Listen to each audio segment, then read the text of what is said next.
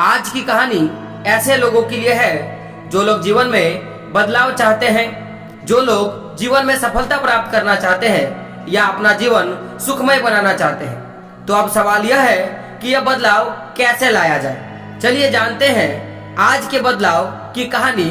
तो हुआ यूं, एक गांव में एक व्यक्ति रहता था जो अपने जीवन को लेकर परेशान रहता था। उसे लगता था कि उसके जीवन में एक बड़ा बदलाव होना चाहिए जिससे उसके जीवन की सारी परेशानी खत्म हो जाए। उसे लगता था कि उसके पास बहुत सारा धन हो, उसका खूब नाम हो, वह जहां जाए लोग उसका सम्मान करें। परंतु उसके जीवन में कुछ भी नहीं बदल रहा था। इसका सबसे बड़ा कारण यह था कि वह कुछ करने के बजाय बस सही समय का इंतजार कर रहा था और उधर समय उसके कुछ करने का इंतजार कर रहा था। उस व्यक्ति की इन्हीं आदतों के कारण उसका मन दुखी रहने लगा। उसके मन में नेगेटिव विचारों ने अपना घर बना लिया। उसे हर चीजों में कमी नजर आती थी। इन्हीं सब विचारों के कारण व्यक्ति जब भी कुछ करने का मन बनाता तो अचानक उसके मन में नेगेटिव विचार आ जाता। शायद यह काम सही ढंग से नहीं कर सकूंगा। कुछ दिन जैसे तैसे बीतने के बाद उसे लगने लगा शायद वह कुछ करने लायक नहीं है और न ही कभी कुछ कर सकेगा। इन्हीं सभी विचारों के कारण व्यक्ति का जीवन पहले से कहीं ज्यादा कठिन, या मैं यूं कहूं पहले से ज्यादा दुखमय हो गया। उसे समझ नहीं आ रहा था कि वह इस परिस्थिति से कैसे बाहर निकले, कैसे वह कोई ऐसा काम करे जिसमें वह सफल हो सके। दिन गुजरता चला जा रहा था परंतु उसे अपने इस कठिन समस्या का कोई समाधान मिल ही नहीं रहा था। उसी दौरान व्यक्ति के गांव में एक साधु महाराज आए जो बहुत प्रसिद्ध थे, जिनकी प्रसिद्धि दूर दूर तक थी। लोग साधु महाराज के बारे में बताते थे कि उनके पास हर समस्या का समाधान है। यह सुनकर वह व्यक्ति बिना कुछ सोचे समझे अपनी समस्या लेकर तुरंत ही साधु महाराज के पास अपने समस्या का हल ढूंढने चला गया। जब वह साधु महाराज के पास पहुंचा तो पहले उसने साधु महाराज को प्रणाम किया, फिर अपनी समस्या सुनाई। उसने कहा कि वह अपने जीवन में बदलाव चाहता है परंतु उसे कोई सही रास्ता नहीं मिल रहा, जिसके कारण उसके मन में नेगेटिव विचार आते हैं और वह दुखी रहता है। कोई काम करने जाता हूँ तो पहले मन में विफलता का विचार आ जाता है। अंत में उसने साधु महाराज से पूछा, मैं ऐसा क्या करूँ कि मैं एक सुखद जीवन जी सकूं? साधु महाराज ने पूरी बात सुनी और उस व्यक्ति को अगले दिन सूर्योदय के समय मिलने के लिए कहा। अगले दिन वह व्यक्ति साधु महाराज के पास पहुंचा।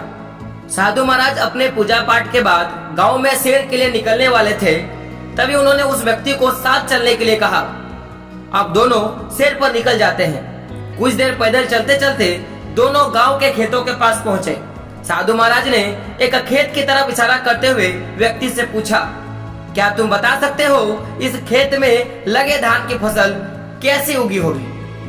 व्यक्ति ने जवाब देते हुए कहा, महाराज पहले खेत को जोता गया, फिर उसमें बीज डाला गया, उसके बाद समय समय पर पानी से सिंचाई किया गया, तभी ये फसल उगी होगी। उस व्यक्ति ने पूरी प्रक्रिया बताते हुए एक सटीक उत्तर दिया। थोड़ा आगे और चलने के बाद साधु महाराज ने देखा कि एक खेत में घास ही घास थी। एक बार फिर साधु महाराज ने उस व्यक्ति से पूछ लिया, क्या तुम बता सकते हो इस खेत में यह घास किसने उगाई होगी?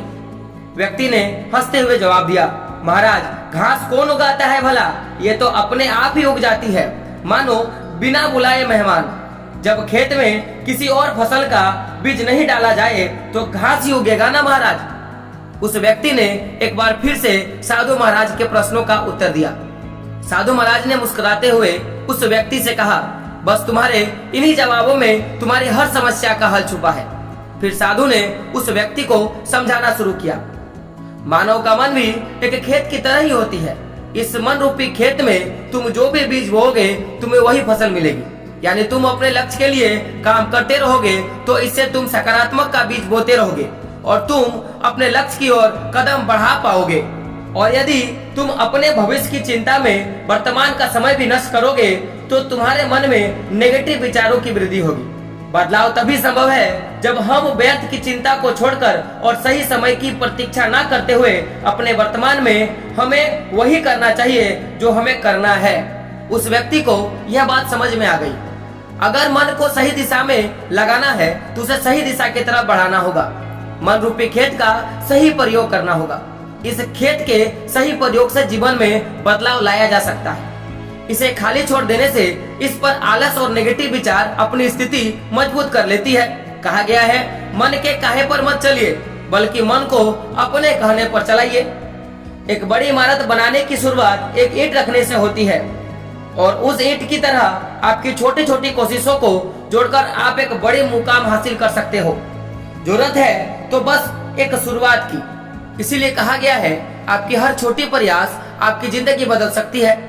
और सूरज की तरह अगर जलना है तो रोज उगना पड़ेगा। रोज उगने से मेरा मतलब है कि आपको रोज प्रयास करना पड़ेगा। तो इसी प्रयास की एक अगले कहानी के साथ एक अगले वीडियो में हम लोग मिलेंगे। तब तक के लिए जय हिंद, जय भारत और आपका दिन शुभ हो।